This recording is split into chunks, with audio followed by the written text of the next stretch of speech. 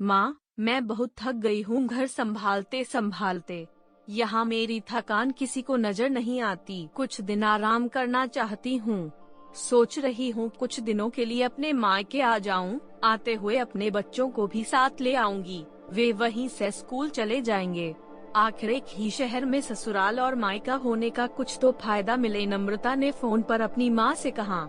पार्वती जी ने दूसरी तरफ से कहा, हाँ बेटा, जब तेरी इच्छा हो आ जाना, आखिर ये तेरा भी तो घर है। ठीक है माँ, तो मैं कल ही आ जाऊंगी। नम्रता खुश हो बोली।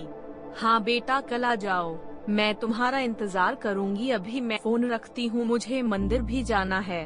कमला जी ने फोन रख दिया और सीधे किचन में गई। किचन में खाना बना रही बहू से बोली, अरे अनुपमा सुनो, कल तुम्हारी ननंद आ रही है। आज बाजार जाकर फल, सब्जी और मिठाइयाँ लेकर आना। बेचारी मेरी बेटी ससुराल में नौकरों की तरह काम करती है और उस पर कोई ध्यान ही नहीं देता। यहाँ आएगी, कुछ दिन रहेगी तो उसका मन और तबीयत अच्छे रहेंगे। सास के मुंह से ऐसी बातें सुनकर अनुपमा का चेहरा उतर गया। वह मन ही मन सोचने लगी, काश आपको मेरी थकावट भी नजर आती। मैं भी दिन रात झाड़ू पोछा, बर्तन, खाना बनाना, माँ के जाना और हर वह काम करती हूँ जिससे हमारे परिवार वालों को कोई दिक्कत ना हो। काश आप मुझ पर भी ध्यान दे पाती। आपकी बेटी तो जब मन में आता है तब यहाँ आ जाती है, लेकिन मैं साल में एक बार ही अपनी माँ के पास जाती हूँ, तब भी आपको प्रॉब्लम होती है। मैं भी इंसान हूँ, मेरा भी मन है। मुझे भी लगता है अपने माँ के पास जाकर थोड़ा आराम करूँ, सुख दुख की दो चार बातें करूँ, अपना मन हल्का करूँ। भगवान अब तुम ही कुछ करो ताकि मेरी सास की आंखें खुले और उसे मेरी थकावट भी नजर आए। शाम तक भगवान ने जैसे अनुपमा की सुन ली और उसकी ननंद का फोन आया। ननंद ने अपनी माँ से कहा कि उसकी सास ने उसे मायके आने के लिए मना कर दिया है, इसलिए इस बार वो नहीं आ सकती। पार्वती जी बोली, ऐसे मना कर दिया? पहले तो कभी वह तुम्हें आने के लिए नहीं रोकती थी, इस बार भला क्या हो गया? लाओ मेरी बात कराओ उसने, मैं समझती हूँ। नम्रता ने फोन अपनी सास के पास दिया। पार्वती जी ने कहा, नमस्कार समधन जी, आपसे कुछ कहना था। समधन जी ने कहा, कहिए। दरअसल नम्रता कल त्योहार है, इसलिए अपने मायके आना चाहती है, अगर आप उसे भेज दे तो अच्छा रहेगा।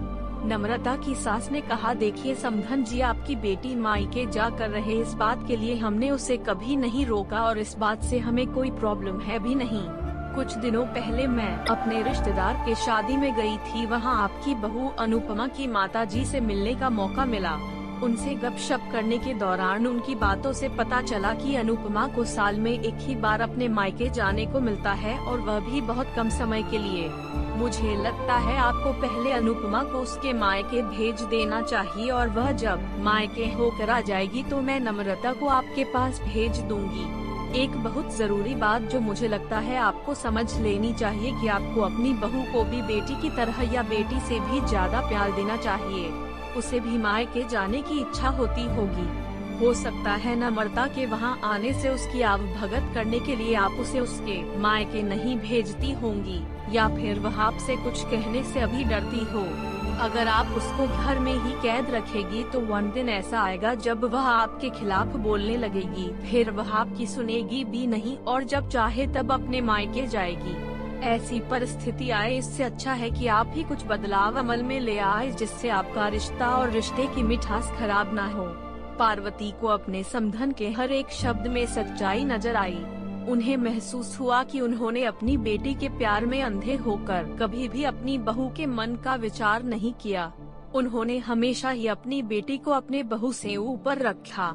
दूसरी तरफ नम्रता भी अपनी भाभी के बारे में हो रही इस बातचीत को सुन रही थी। उसने भी रियलाइज किया कि वह कभी भी अपनी भाभी के साथ ठीक से बात नहीं करती और जब जब वह अपने मायके जाती है तो भाभी थोड़ी उदास रहती है। पार्वती जी ने अपनी बहू को बुलाया और उसे कहा कि अनुपमा कुछ दिनों के लिए नम्रता नहीं आने वाली है, इसलिए पहले तुम अपने मायके होकर आओ।